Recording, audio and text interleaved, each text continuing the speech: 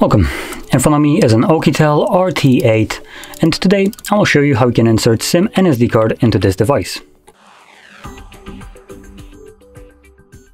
So to get started, you will want to grab a SIM eject tool similar to this one, which should come provided with the device in the box, but if you can't find it, you could also use a paper clip. Train one of the ends and it should work just as well. Next, you'll then want to pop out this little flap right here, and inside you have the tray.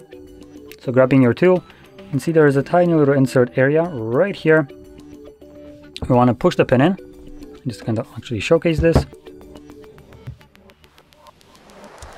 And once I push it in, you can see that it pops out enough for you to hopefully be able to grab it with your fingernail. Or not. So I'm going to try to yoink it out like this. There we go. On the tray, you have space for one SIM card and one SD card. Assuming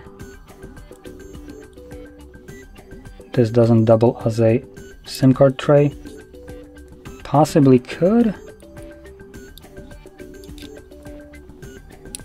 Yep, it does. So you can technically use two different SIM cards in here for some reason, even though this is a tablet.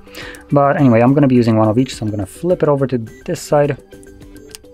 Make sure that cards are clipped in place correctly. They should be laying flush on the tray, as you can see, as they are for me. And they should not be falling out if you flip them over. Now, once they're in place, you can then insert it back into your device. Now, if you close this flap, it should push the tray all the way to the end, which it just did. And here you can see that it pops up with the SIM card pin. So I'm going to confirm that. So this unlocks my SIM card, and we should also have some info about, there we go, Samsung SD card, so it is also detecting my SD card as well.